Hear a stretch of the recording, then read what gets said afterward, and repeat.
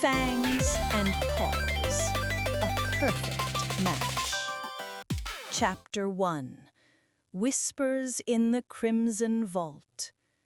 In the shadowed heart of Castle Nightshade, where the mountains clawed at the indifferent sky like the fingers of forgotten gods, Belladonna Nightshade reigned supreme. Her castle was a monolith of jagged obsidian and blood-stained marble, a labyrinthine beast that devoured light and spat out nightmares. Its halls echoed with the shambling footsteps of her thralls, wretched souls bound by her venomous kiss, their eyes hollow as autumn leaves, their wills dissolved into slavish devotion.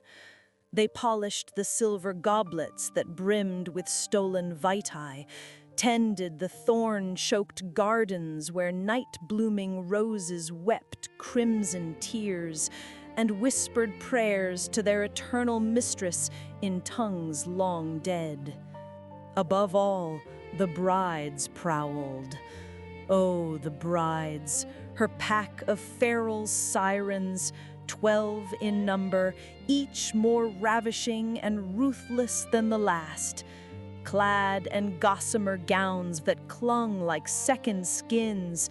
Their laughter was a chorus of shattered glass as they spilled from the castle's maw into the moonlit wilds.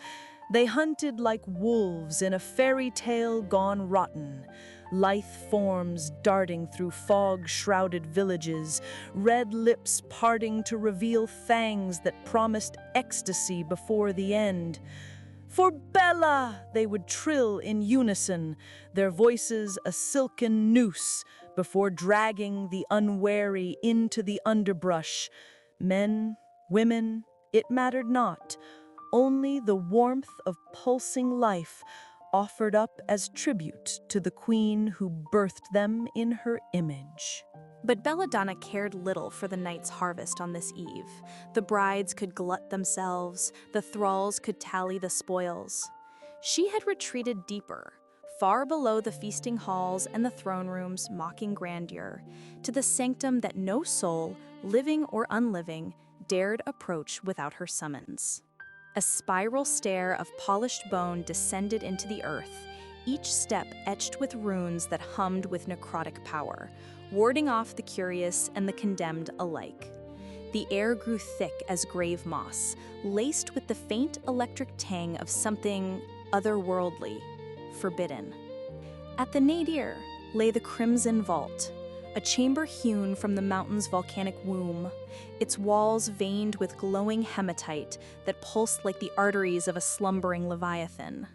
No coffins here, no crypts of dusty repose.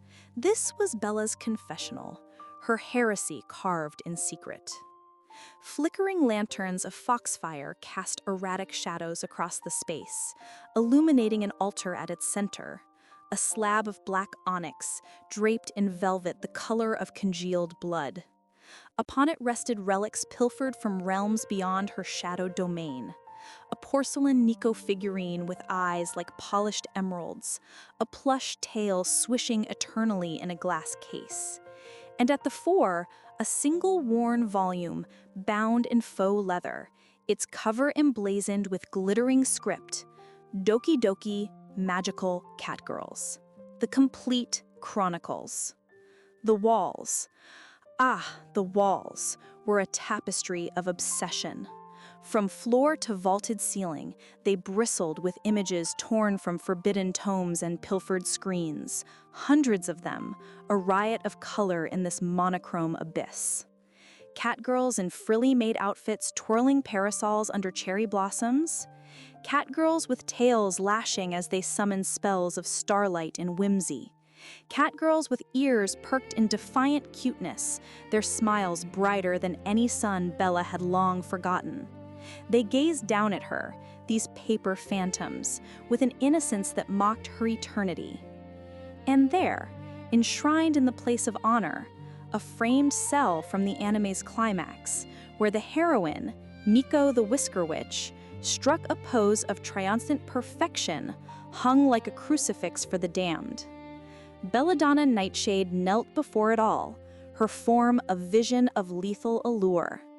Black hair cascaded like spilled ink down her back, framing a face that could launch armadas to ruin.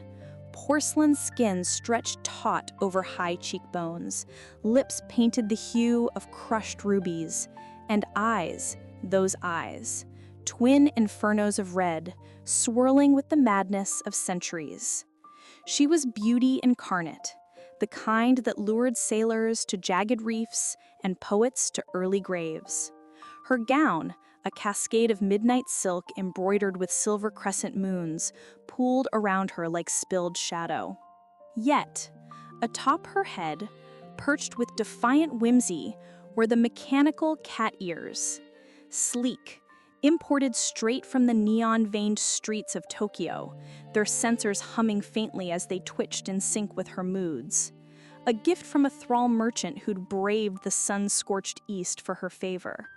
They were her one concession to joy, these twitching antennae of plastic and wire, far removed from the curse of her undeath. She sighed, a sound like wind through a crypt's keyhole, soft yet laced with the rasp of unspoken hungers.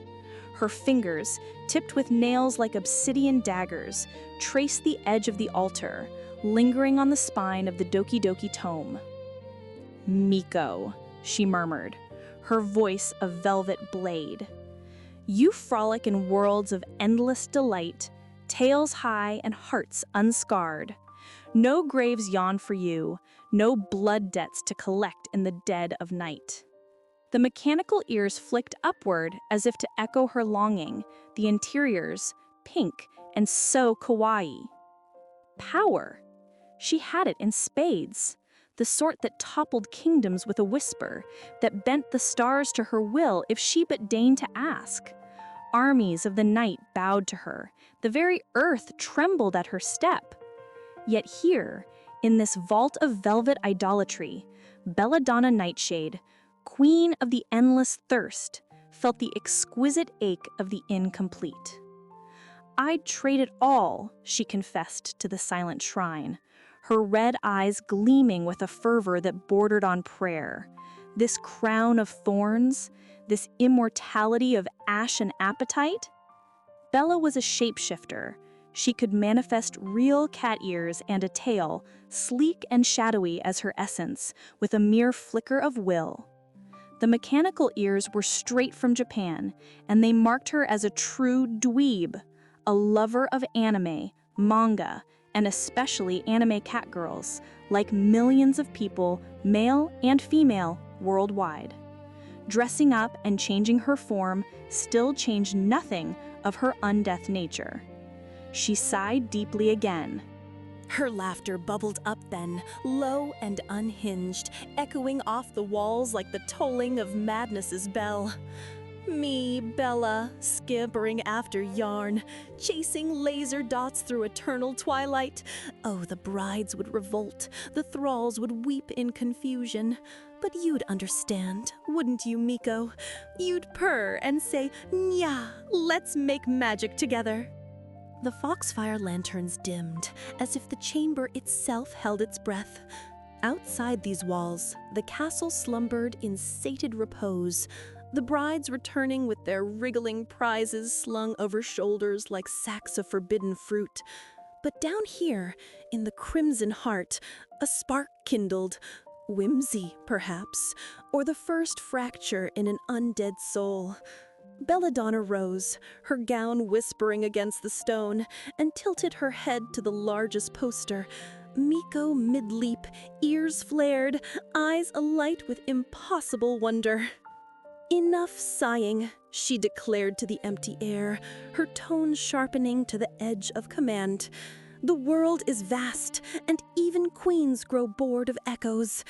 If Japan births such dreams in ink and light, perhaps there are real ones out there, catgirls of flesh and purr, ruling their silly domains." Her lips curled into a smile that was equal parts predator and child. beautiful, insane, and utterly unrepentant. I'll find them, I'll collect them, and oh, what feasts of friendship we'll share. With that, she tossed the cat ears aside, then left the chamber and ascended the bone stairs.